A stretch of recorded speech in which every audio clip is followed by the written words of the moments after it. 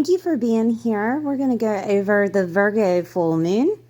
So the Virgo full moon is happening on February 24th, 2024 at 7:31 Eastern Standard Time. It will be occurring at 5 degrees and 23 minutes. So look at any planets or points in your chart for 5 degrees and 23 minutes or just 5 degrees. You can go for a 10 degree orb, which means 10 degrees above 5 degrees, 15, or 10 degrees below 5 degrees, okay? To find out if it is affecting you. So full moons are when cycles are ending, projects that are ending, also releasing emotionally, okay, is here with the full moon in Virgo. The moon will be in Virgo opposing the sun in Pisces at the same degree, 5 degrees and 23 minutes. Now, Virgo is a practical sign, while Pisces is not something so practical. It's hidden.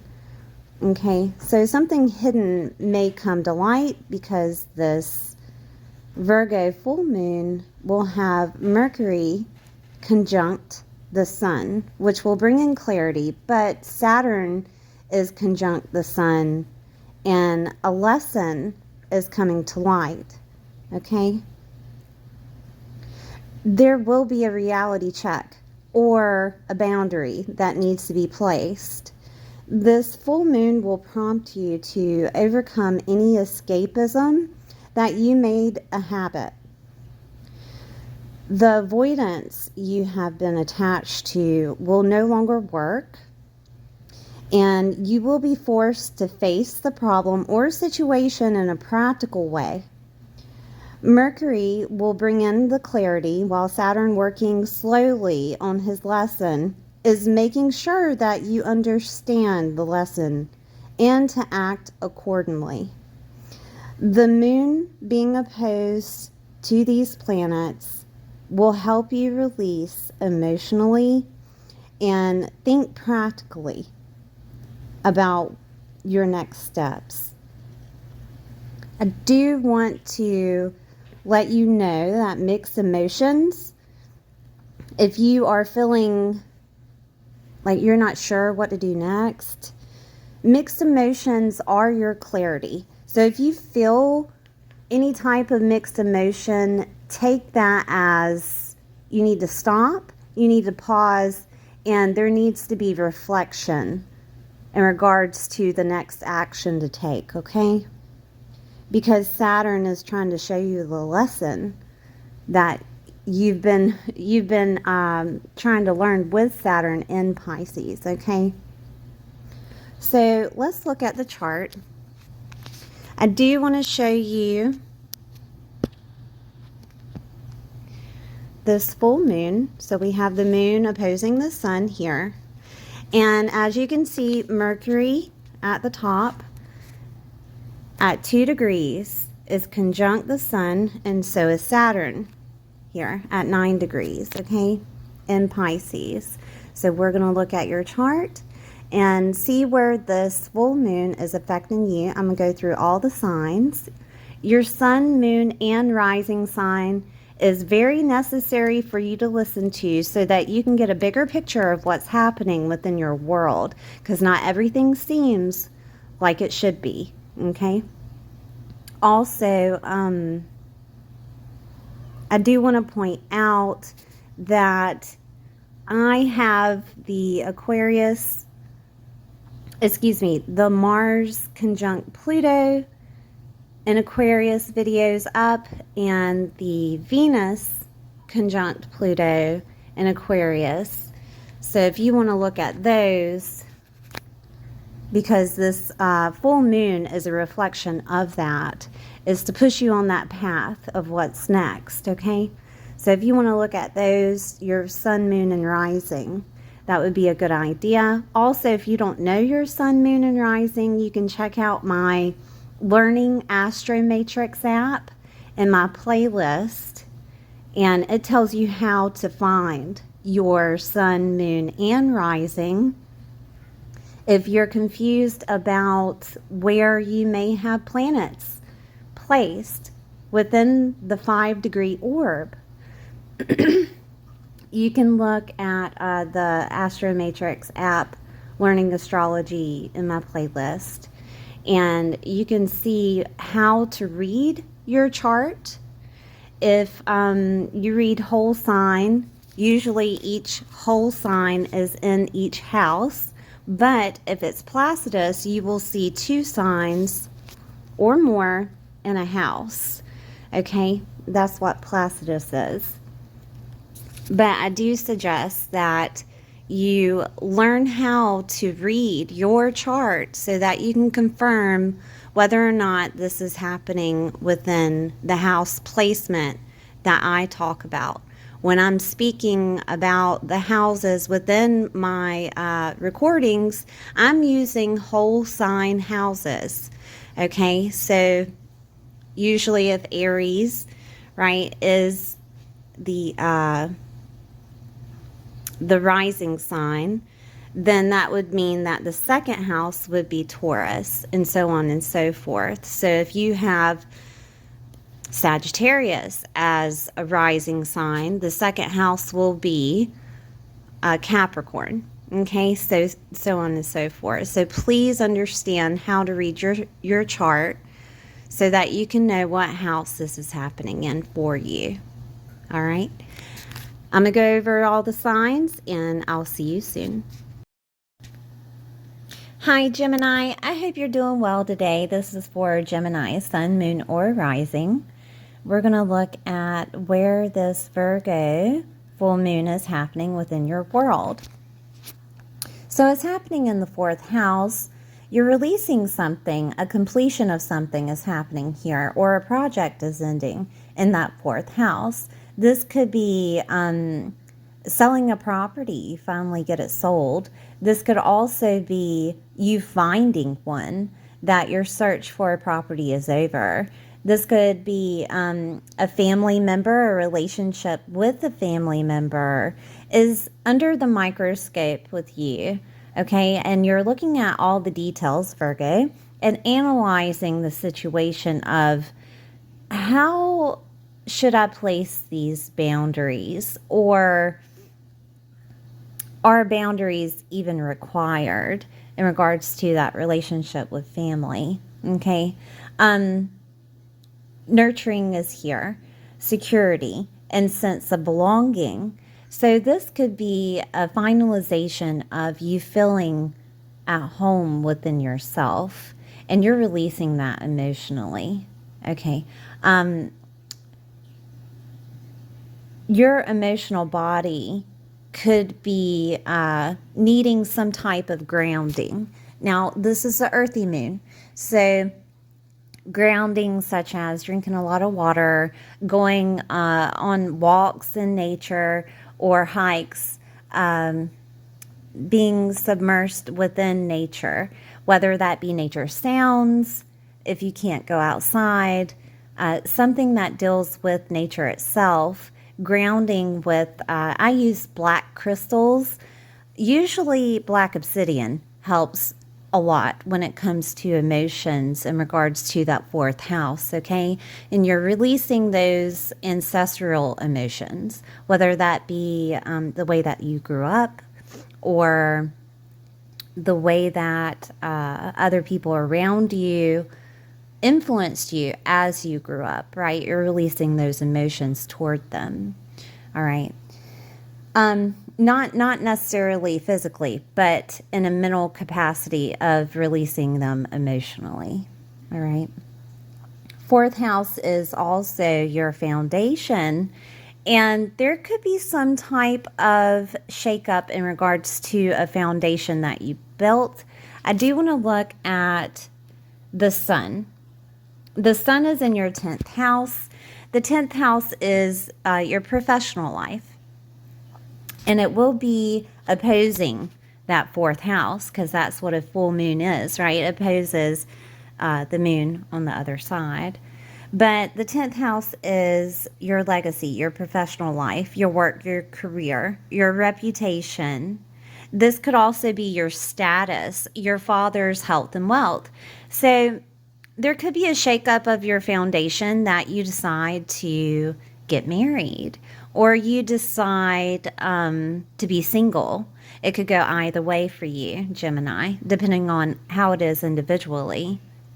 Now, Saturn is in that 10th house, trying to bring a lesson of what do you want in your professional life? You could have had a back and forth of getting fired, getting hired, getting fired, getting hired, getting fired. Or it could have been that you were just unhappy in regards to your professional life, okay?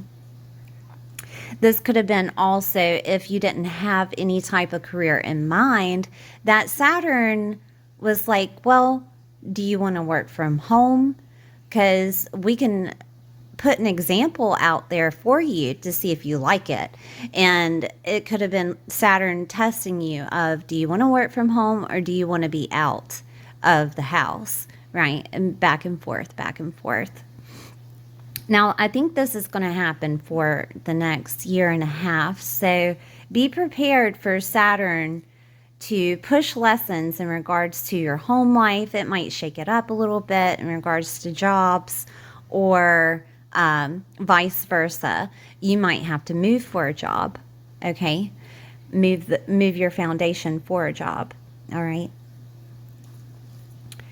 But there is some type of ending in regards to that 4th house. And the sun is shining on that 10th house. And it's to deal with either your legacy, maybe you decided to leave a legacy, but it's going to be more of a career-based legacy. And when I say that in your career right now is in Pisces, right? It could be affiliated with taboo. It could be affiliated with the works of a shaman. It could be affiliated with astrology, psychic, intuitive abilities, taboo topics, tarot, esoteric knowledge, right? You leave that legacy. You could be a light worker and you're leaving that legacy behind. And that's what Saturn is trying to push on you, is to leave that legacy behind, right? But there is an emotional release in that 4th house. And it could be situated around a mother or you as a mother. If you decided that I'm ready to become a mother, that could be an emotional release that you have during this full moon. Or if you had a certain type of relationship with your mother, this could be also that emotional release there. It could have been her legacy of what she wanted you to do, right? And that could be released here. So we have Mercury coming in, and Mercury, you rule Mercury, okay? So you will be activated during this full moon with your 1st house, and this is all about you. Mercury is trying to bring you clarity of who you are, that confidence of who you are, and also the way that other people see you. Mercury is trying to show you of how you are seen within the public's eye. You can't get away from the public when the 10th house is activated and the 1st house is activated. So this could be a time that you release some type of project that deals with your self-image, whether that be through media or whether that be through your professional life or something that deals with your self-image, something that deals with your physical appearance. You could be releasing that during this time. And emotionally, okay? Letting other people see that vulnerability side of you. Then we have Saturn ruling Capricorn. And Saturn ruling Capricorn is in the 8th house. So with the 8th house activated, this deals with legal matters, divorces, other people's resources, debts and taxes, government, grants are here. Mortgages are here. If you've been wanting to get that home, right? There could be something coming through in regards to somebody like a father figure or an authority figure that you're affiliated with, and they help you out with a home, right? That could be something that happens during this full moon, or vice versa, okay? Of that a father is leaving the home, or a father is having to move back in with you, okay? Other people's resources. The 8th house is also crisis. So be aware of your parents at this time, because fathers and mothers are activated. Also, bosses and authority figures are activated, okay? And that could look like you having to work from home because there was a crisis at your job, okay? Or this could look like this could look like you deciding to transform your job into working from home. It could go either way, whether it's something that happens or something you make happen, because you can create a crisis too, okay?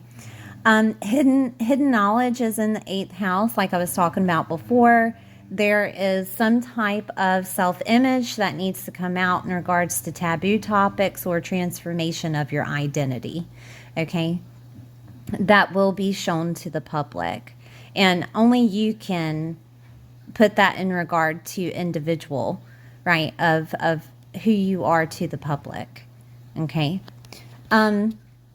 You could have been a person that stayed at home all the time, and then now you're out and about, or your face is all over media, okay? And people are responding to you more. But there is some type of completion, some type of releasing. This could also look like you pulling back, okay? That you're deciding not to be on media as much, or showing your face as much, okay? Because that 1st house does deal with your image, deals with your looks, deals with your identity and the way that others see you, all right?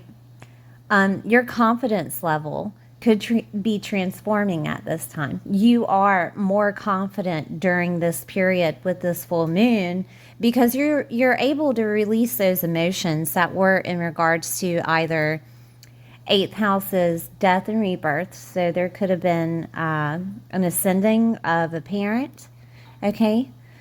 Or just a transformation within yourself, all right? I'm seeing if there's anything else here. I think that may be about it, but there could be a transformation of home. And if that happens and it feels like a crisis, Gemini, just know that it will turn out the way it should, because Mars and Venus are activated in Aquarius and they're conjunct. This is to push you forward in regards to your community, your goals, hopes, and wishes and dreams, right? It's to push you forward on that path.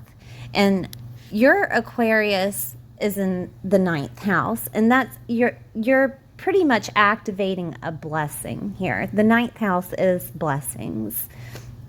It's also the bigger picture. So if you're not sure how that will affect you during this time, please go back to my videos and watch your Mars conjunct Pluto and Venus conjunct Pluto in Aquarius videos. I had made them, I think they're like 2 or 3 days apart. So just go over and watch your sun, moon, and rising. See how this is affecting you during this time, because this full moon is pushing you forward with releasing whatever is holding you back. All right, Gemini. Thank you for being here. Please like, share, and subscribe, and I'll see you next time.